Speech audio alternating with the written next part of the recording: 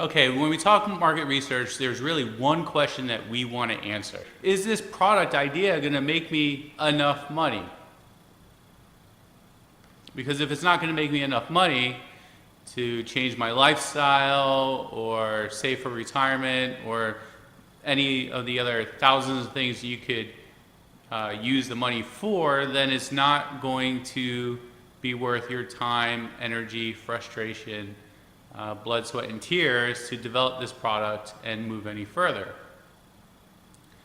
The whole idea of making a product and getting it into the market isn't because it's cool, it's because it makes you money.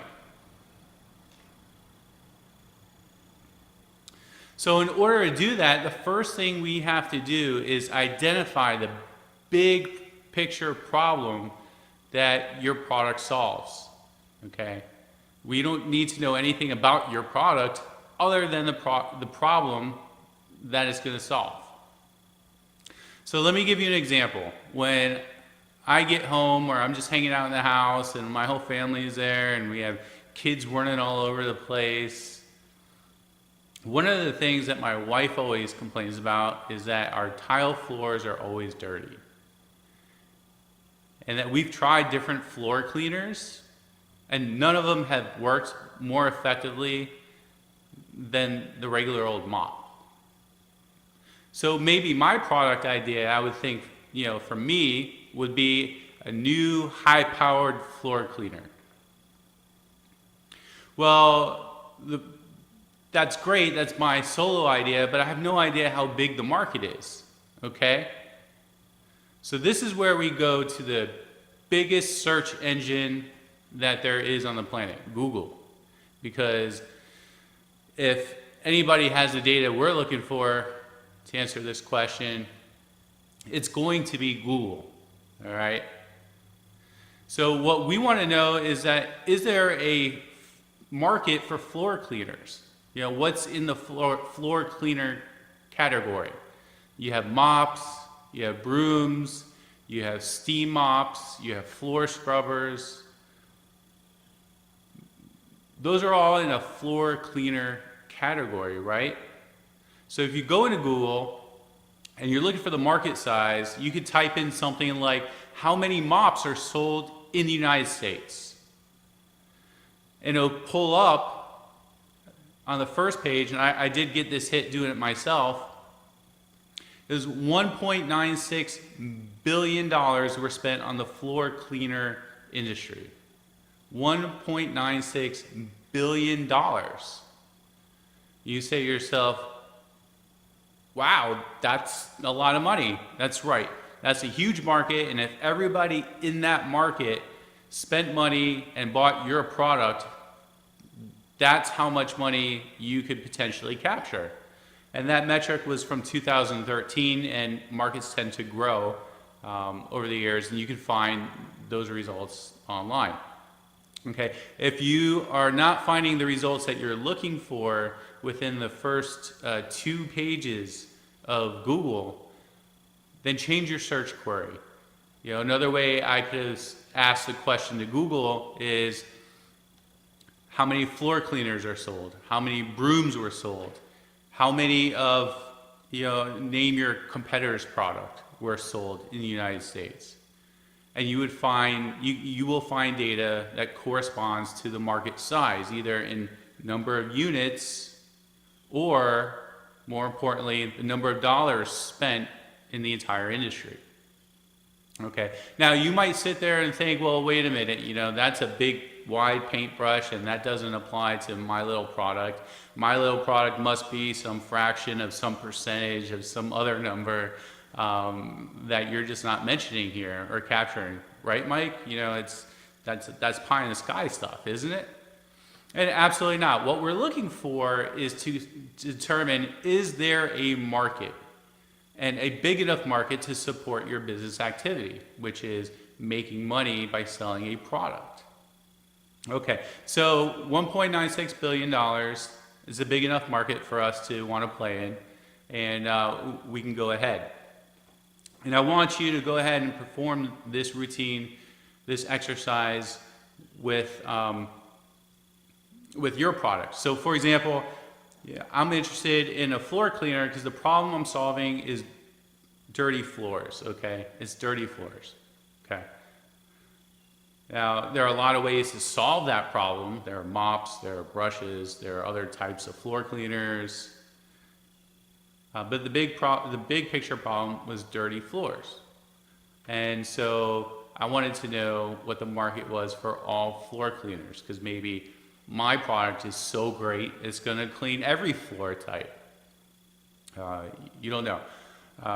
You can always narrow it down later, okay? You can always narrow it down later, maybe based on floor type or whatever.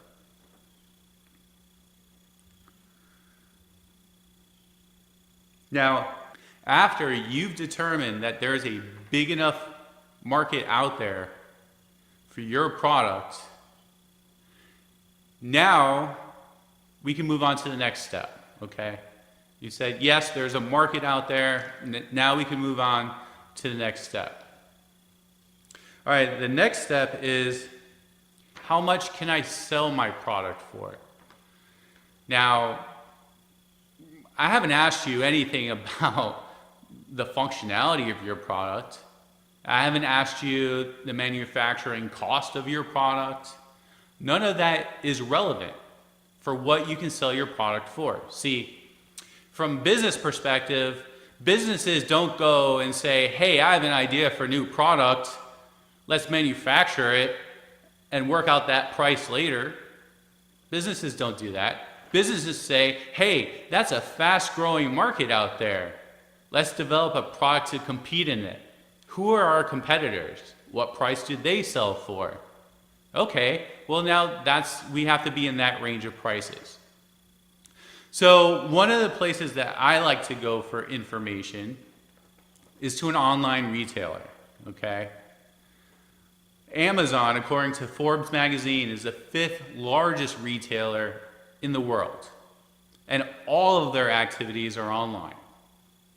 Now, of course, other retailers like Walmart, which is the largest retailer, has some of the information as well, but I just feel, in my personal preference, I like Amazon better for market research because all of their information is online, and lots of reviews and lots of valuable data when doing product development.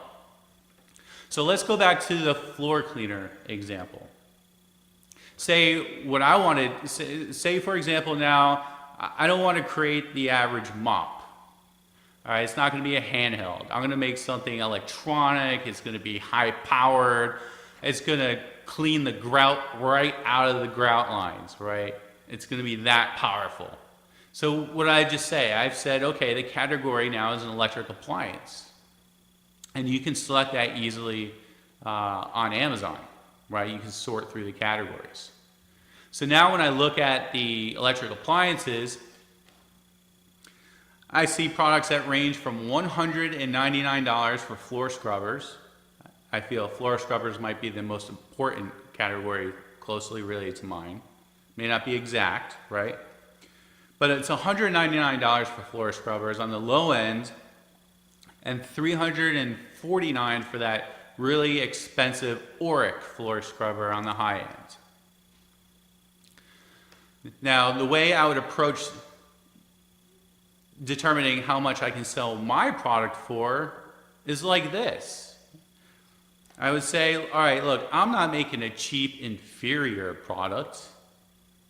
You know, people want to buy better products, not the cheap ones.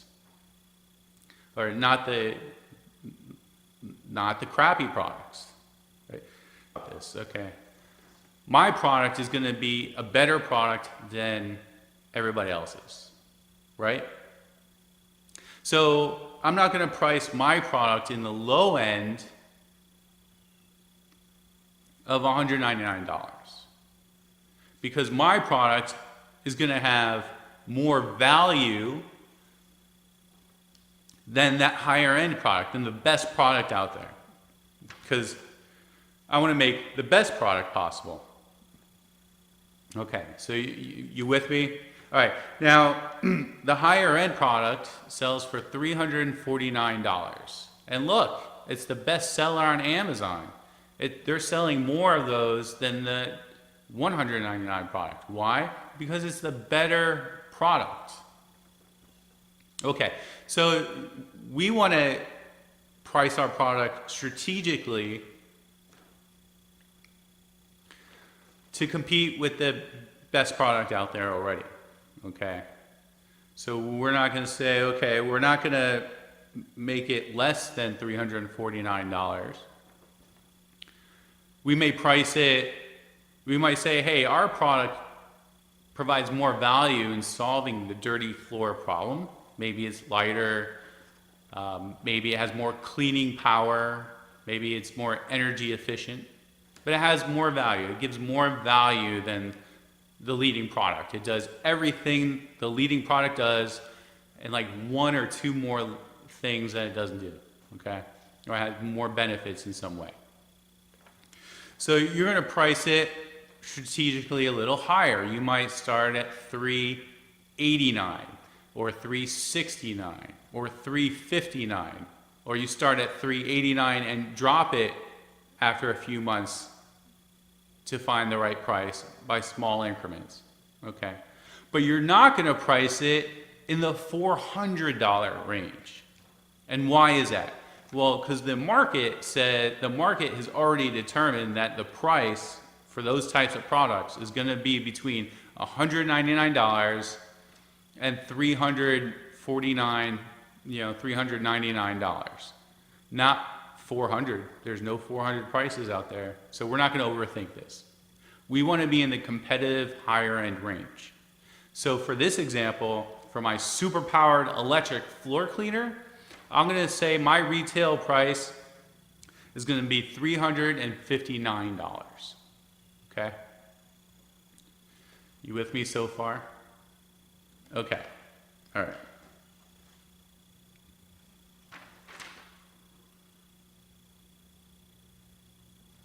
Okay, so we're going to write $359 down because that's going to be the retail price of our product. Now we have to say, oh, now we have two pieces of information. We say the general market is $1.96 billion in size. Okay, it's a huge market, 1.96, almost $2 billion in size. And I know I can sell my product that has more value for $359. But now we got to figure, well, how many people can I market my product to directly? How many people can I directly market to today to sell my product? Because, right now you don't know, right? You don't have enough information. Because right now, $1.96 billion and $359 is not enough information to make the decision, go ahead and keep developing that product. Now we need to know, how many people can you directly market your product to? And this is where we use Facebook. And you might think, why Facebook? Facebook has a lot of users. As a matter of fact, they have over 1 billion users between Facebook and Instagram. So, Facebook represents real people and is the largest resource of real people. So we're going to use Facebook. We're going to say, Google, thank you for the information. Now we're going to go over to Facebook. On Facebook, you can create a free business account. So if you haven't already done that, you need a few minutes, go ahead and do that now. Now, Facebook has this tool called Audience Insights. Audience Insights. And on the left-hand side, you're going to put the country, United States, if you're in the United States. If you want to know the market size of people, the amount of people you can market to for your product in a different country, you would put it in a different country. Okay. But now on interests, I put in floor cleaning. And Facebook brings up a maximum of 2 million active monthly users in the United States. 2 million active monthly users. So now we say, okay, the market size is 1.96 billion. I can sell my product for $359, and there's 2 million people in the United States that can go out and market to today with my new product. Now we're getting closer. Now we're saying, okay, yeah, this is really good information. Well, here's where we need to set up some sales goals. So let's say our product is so great that we're going to take the 2 million people that we can market to today, and our first year goal is to sell to 10% of those people. 10%. We're going to market like hell and sell 10%, which would be 200,000 floor cleaners to that 2 million people. Okay? So we're going to say that that's our goal. Because if you don't have big, hairy, aggressive goals for your product, no one else is going to either. Right? If you say you're going to be the manufacturer, or you're going to oversee manufacturer, and you're going to sell this product yourself, you need to make sure it's worthwhile, right? If you're looking for another manufacturer or another investor to take over or license your product idea from you, you have to show them where the money is going to come from. So you have to do this, okay? You have to make, for the next 3 years, goals. So 10% of sales would be $200,000. The following year, year 2, you should look to double that. So that would be, in our case, that would be 400,000 units. And then the year after that, you probably want to double year 2's number and come up with 800,000 units, right? Because there's 2 million people out there that you can market to directly today. And these are big, hairy, aggressive goals that give you something to achieve, something to strive for. Okay. But now, more importantly, what do we have? We have a number of units. So in year 1, you need to sell 200,000 units. That means you have to manufacture 200,000 units for year 1, right? And you could break that down monthly or quarterly or whatever, but your year 1 total, your goal is, in this case, in this example, 200,000 units. Okay. That's important number. That's an important number for when you go into manufacturing. And for your revenue stream and everything else like it. Okay, so now let's recap the information that we have. We went on Google and we found that our market size for this floor cleaner example was $1.96 billion. We looked on Amazon and said, we think if we sold our product on Amazon today, we're pretty sure we could sell it for $359 because our product offers more value than the product we're competing against.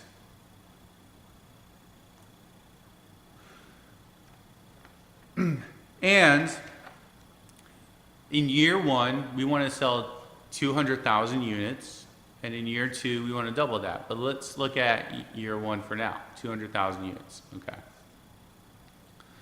All right, so now here's where you take a step back and you say, you really need to think about it. Okay, what is 200,000 units of your product? Or what is, whatever number you have for on your worksheet. How many units is that? And how many units of that is it per month or per quarter, right? How big do you think your product is going to be? Because now that's about the size of the warehouse you're going to need to distribute that product, to store that product for distribution. Now, you can look for a warehouse yourself. You can use Amazon's cost pricing if you wanted to, but there will be a cost with storage and fulfillment. And you can look around and get an estimate. If you said, okay, you're going to have the warehouse space yourself, you can look at leases on the internet. I would look at like places like LoopNet or Craigslist for warehouse space. If you looked at Amazon, Amazon charges storage space by the cubic foot, so you can look at their pricing online. And distributors would charge a fee, okay? So you have your warehouse fee for your product. You have your salary, what your new salary should be once your business is making money, right? In fact, maybe it's $100,000, maybe it's $1 million, whatever you feel your year one new salary should be. Also, you'll probably have a couple employees. You need to write down what their salaries are going to be. You're going to have insurance, electricity, internet, phone. You can just generalize all these expenses right now. Okay, just tally them all up, and the more that you account for your expenses, the more accurate your pricing is going to be. So you write them all down. So for my example, I said, okay, my first year salary was going to be $100,000. I'm going to have 2 employees. They're going to cost $40,000 a year each, so that's $80,000 in salary. A lease was $30,000, and my marketing budget was $10,000 for the. And I say, okay, those are my expenses, and those yearly expenses come out to $220,000 for this electric floor cleaner example.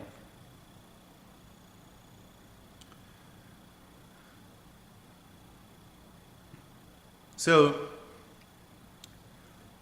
if you wanted to break even on your expenses for first year sales, you'd say, okay, my first unit number of sales for that year, in this example, is $200,000. It's 200,000 units. The second thing I would say is my expenses were $220,000. $220,000. So for me to make $220,000 off 200,000 units, I need to profit $1.10 per unit. Okay? Doesn't seem like a lot of money, right? It's not, because it's a fair number of units. But that's just break even, and everybody should want to grow to have a big profit, right? So here's where that $1.01 comes in, okay? Say we're going to sell product, we're going to sell it through a distributor and through a retailer, okay? We're going to sum up distribution and retail fees into a percentage of, say, 45%. So we're going to take what we think we can sell our product for, and we're going to subtract 45% of that.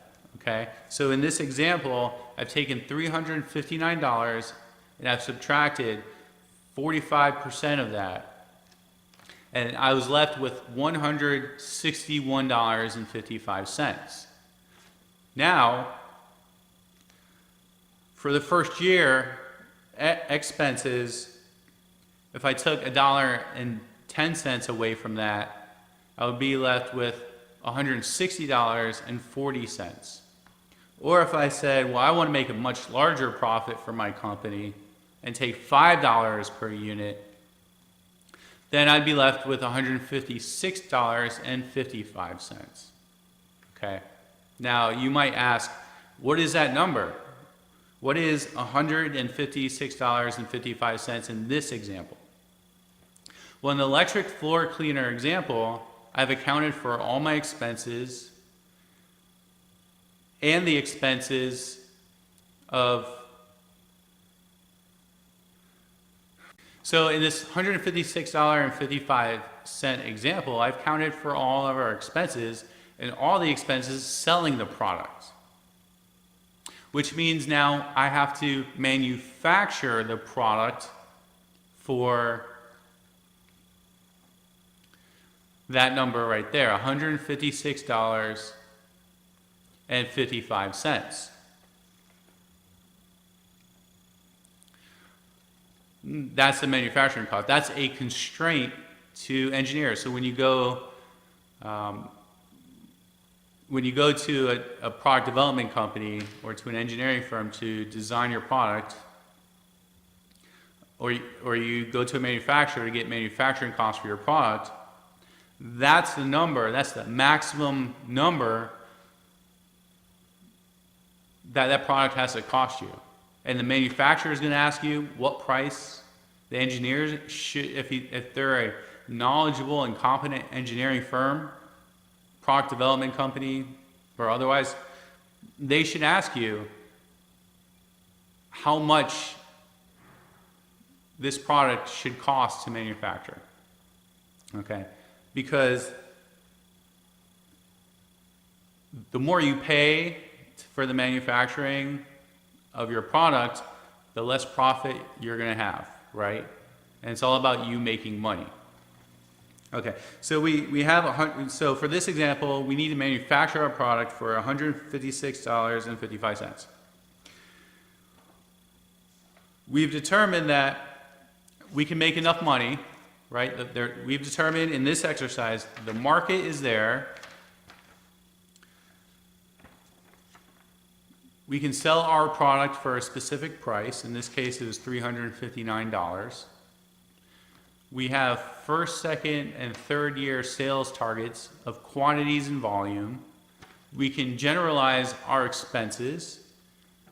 I can make enough money from the number of units that we're targeting to sell that year.